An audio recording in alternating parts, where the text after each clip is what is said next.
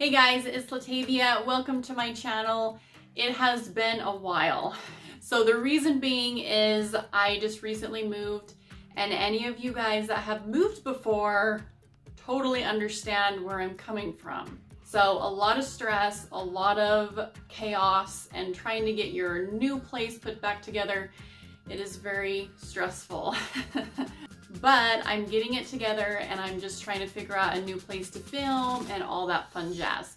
So here I am back. I'm trying to get back into the groove of doing my videos. So today I figured I would talk about Clinique products. And I just feel like when I was in high school, which was a long time ago, but when I was in high school, a lot of girls would buy Clinique. I don't know if it was because of the name of it. Like, I felt like a lot of the popular girls would only use Clinique because of the brand name, and they weren't using anything at Walmart, and so they were cool because they got to use Clinique products. And their top sellers were their 3-step type of program, I guess you could say. So you would buy a cleanser, and then you'd buy their tonic, and then you'd buy their moisturizer. So it'd come like all of those products together. Very, very popular products, and I feel like they still are very popular. But there's a lot of different Clinique products on the market today that are like really good, high top sellers, and so I figured that I would just go through a few of them for you today and just break down the ingredients for you. I used to work for Lancome when I first got out of aesthetic school. I enjoyed it. I just thought it was insane how expensive a lot of their creams were. So I remember looking at this $110 cream that they were selling. I looked at the back of the bottle and I was like, there's nothing on this ingredient list that would make it that pricey. I mean, that's really expensive for a face moisturizer. And then Clinique was right across the way, and then Estee Lauder was too. So Clinique was always just the hopping place. There was always teenagers over there. It was very popular. And then when I got the chance to go over there and look at the ingredients, I was like, why is this stuff just so expensive, but yet the ingredients are not quite up to par? That is just my opinion on it, but let me break down the ingredients for you, and then maybe you'll understand a little bit on why I think the way I do. All right, so let's get into it.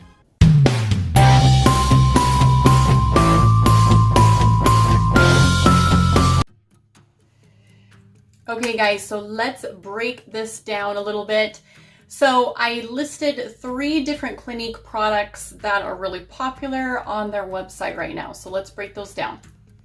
So number 1 being their Moisture Surge, and I will put a picture up for you guys right now, and also the full ingredient list so you know that this is legit and this is where I'm getting my info. Okay, so for the bad things, not so good things in this product is number 1 being dimethicone. If you watch a lot of my videos, I'm not a huge fan of any silicones, and that being because they are silicones. So they're going to lay on top of the surface of the skin. They're not going to do anything. They're very occlusive. So they're just going to lay on top and not do anything, and potentially cause breakouts, acne, cystic acne. And I was an acne sufferer for a long time, still am. I still get hormonal breakouts. I still have problems with acne, and it is not fun to go through. So I stay away from all silicones. Dimethicone is the number 1 silicone in most all skincare products. So you have to be really careful. If you are dealing with breakouts or you're acne prone, then you should not be using the Moisture Surge. Okay. So one rule of thumb is if you're picking up a moisturizer, you're trying to find a good one, and it says 72-hour moisture, or this is really hydrating, or blah, blah, blah, ultra rich hydration, then most of the time it is going to be packed full of silicones because that's what locks in. But if there's nothing before the dimethicone on the ingredient list, then it's not really trapping in anything, right? It's not really trapping in any good or any hydration. So that's why it's funny, because this is like the second ingredient in this bottle here. So if you are prone to breakouts, just stay away from all silicones, especially dimethicone. funny story, so I had a student come up to me and she's like, I bought this one moisturizer, I thought it was awesome. You know, there was some great reviews on it and I started using it and I'm starting to break out and I don't know why. So she told me what it was and I said, unfortunately, it has dimethicone in it and it's one of the top ingredients on the list. And so that is probably why you went from not breaking out at all to now you're breaking out because it has a silicone in it. Very frustrating, I know, but that's just something that you want to stay away from. All right, for number 2, we have the Dramatically Different Moisturizing Lotion. And I believe this one comes with the 3-step program from Clinique, so it's very popular. But the not so good things in this, I was appalled. So the first ingredient, I believe, on the ingredient list is mineral oil. And that seriously makes me want to cry. And then following after that is petrolatum. Okay, the problem with these 2 ingredients is they're occlusives, which lay on top of the skin and don't do anything unless you have something before those ingredients, and then when you put an occlusive on top, it's going to lock it in. So I'm not a huge fan of mineral oil or petrolatum, also because it causes a lot of breakouts.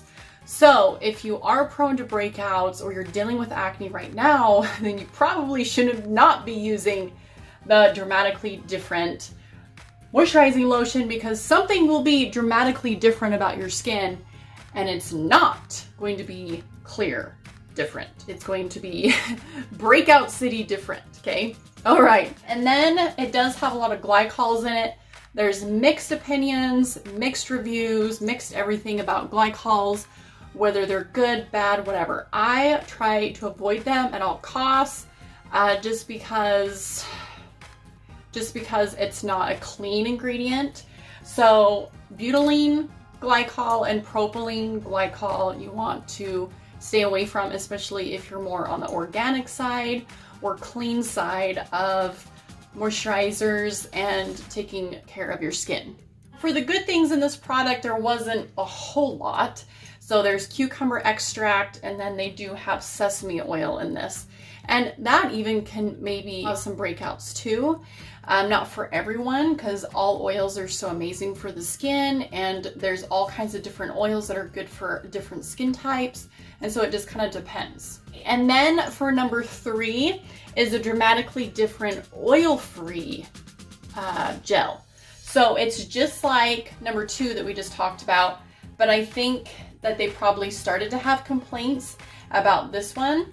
In fact, I did read a review on it from a couple of the girls on their website, and they're like, you know, I really liked this at first, but then I am like a slick ball by the end of the day, and that totally makes sense to me because of the mineral oil and the petrolatum being so close, far up on the ingredient list. So it does cause the skin to be a little bit more oily, and so that's probably why they came out with the oil-free gel, because it's a lot more lighter weight. For the not so good ingredients for this is, of course, dimethicone. Like I said, there's a lot of dimethicone in different skincare lines and products, and it's no bueno. I'm telling you, it's not good. And then it does have pegs in it.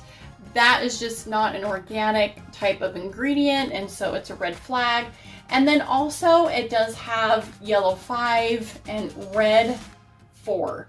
So I am not a huge fan of any color dyes in my products unless they're just naturally colored, so like from beets, carrots, things like that. Because color dyes can really cause a horrible skin reaction, skin irritation, just not good for the skin and inside the body as well, because everything you put on the skin gets into the bloodstream.